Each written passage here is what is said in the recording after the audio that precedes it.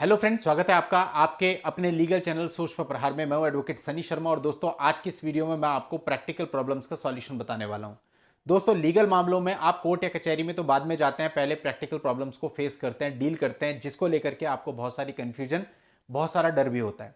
अब जो इसकी शुरुआत होती है वो ये होती है कि जब आपका सेपरेशन हो चुका है, लड़की अपने पेरेंट्स के यहाँ रह रही है और आप अपने घर पर रह रहे हैं, ऐसे में स्टार्टिंग में ये होता है कि भाई दोनों का म्यूचुअल बन रहा है, क्योंकि लड़की वाले आपको अप्रोच करते हैं या आप उनको अप्रोच करते हैं कि इसको म्यूचुअली निपटा लेते हैं।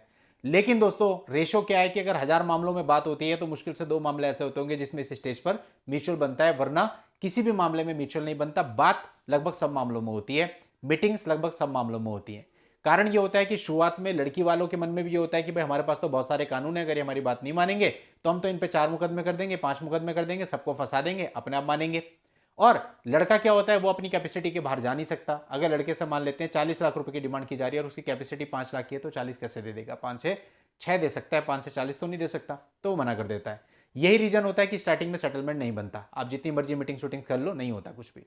और अब बात आती है कि अगर सेटलमेंट नहीं बनता तो लड़की वाले कहते हैं कि भाई देख लो, अब हम तुम पे मुकदमे करेंगे।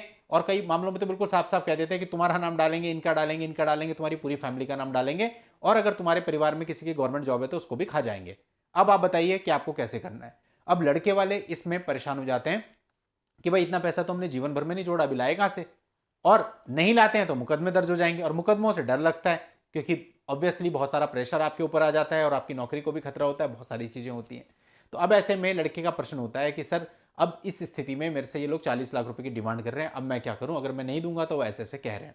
देखिए सीधी सी बात है, अब जब आप इस प्रकार की राय लोगे किसी से भी तो हर एक एक्सपर्ट का अपना मानना होता है। कुछ एक्सपर्ट आपको कहते हैं आप सेक्शन 9 अपनी तरफ से फाइल कर लो, कुछ आपको कहते हैं सेक्शन 13 यानी डाइवोर्स का केस फाइल कर लो, और कुछ आपको अलग अपने प्रकार से राय देते हैं। तो कुल मिलाकर के सबकी अपनी एडवाइस है। अब ये पूरी तरह से आपके ऊपर निर्भर करता है कि आप किस एडवाइस को फॉलो करके आगे बढ़ते हैं, और ये पूरी तरह से आपके विश्वास कि भाई आपको जिससे कॉन्फिडेंस आ रहा है, जिस भी बंदे से आप राय ले रहे हैं, अगर आपको लगता है कि हाँ भाई वो सही बता रहे हैं तो आप उसके कहे मार्ग पर बढ़ जाइए।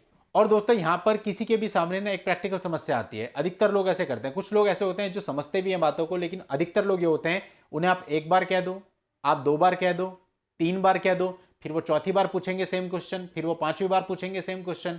मतलब कि उन्हें ऐसा लगता है कि हर बार क्वेश्चन पूछने से उसका जवाब चेंज हो जाएगा। दोस्तों ये कहीं ना ह्यूमन मेंटेलिटी भी है। होता क्या है, देखिए जैसे एक वीडियो बनाया गया, उस वीडियो में पति के फेवर में कोई चीज थी, सारे बड़े खुश हो जाते हैं, बहुत प्यारी प्यारी कमेंट्स करते हैं। एक वीडियो ऐसा बना दिया जिसमें पति के पक्ष में चीजें नहीं थी, केवल उसको सावधान करने के लिए कि भैया ऐसा हो रहा है, कोर्ट इस प्रकार से काम करती है, तो एकदम से नेगेटिव कमेंट आने लग जाएंगे कि आप तो पति विरोधी हो। यानी कुल मिला के बात यह है कि आदमी इतना शॉर्ट टाइम में रिएक्ट करता है आज के समय पे, वो कुछ समझने की कोशिश ही नहीं करता। उसकी मेंटेलिटी इस तरह की है, उसके फेवर में बोलते रहो तो आप सबसे अच्छे हो, जिस दिन आप उसके विरोध में बोलोगे तो आप सबसे बुरे। लेकिन दोस्तों अगर हम इस तरह की अप्रोच लेकर के चलते हैं तो इन मामलों में हमेशा मार खाएंगे। सही डॉक्टर वही जो आपको बताता है कि भाई आपकी बीमारी किस लेवल तक बढ़ चुकी है और इससे आपको क्या क्या नुकसान हो सकता है, ऑपरेशन करवा लो वरना जान को खतरा है। अब अगर एक डॉक्टर आपसे आप ही की बीमारी छुपाता रहेगा तो सही डॉक्टर कैसे कहा जा सकता है?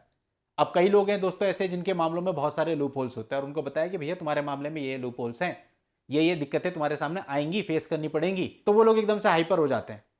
ऐसे काम नहीं चलेगा। आपके मामले हैं, आगे जाके आपको इन्वॉल्व होना है, आपका टाइम लगना है, आपका पैसा लगना है। जो आपको समझा रहा है वो केवल आपको समझा ही सकता है कि भाई ये चीज गलत है और ये चीज सही है। मानना या ना मानना आपके हाथ में है। ऐसे बहुत सारे मामले हैं जो जिन लोगों ने 2 साल पहले कभी मुझसे पूछा होगा कमेंट्स में या किसी और प्रकार से कि सर क्या करना है, मैंने उनको कुछ एडवाइस किया कि भैया ये काम मत करना, फिर उन्होंने वही सारे काम किए और 2 साल के बाद उनका फोन आता है कि सर हम तो यहाँ पे ऐसे ऐसे फंस गए, अभी हम क्या करें?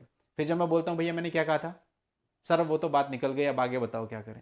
देखो जादू की छड़ी तो किसी के हाथ में नहीं है ना, हर एक आदमी की अपनी लिमिट है। अगर आप सही चीजों को फॉलो ही नहीं करते हो, जब आप फंस जाते हो उसके बाद आपको लगता है कि कोई जादू की छड़ी घुमा के आपको वहां से निकाल सकता है, कोई नहीं निकाल पाएगा।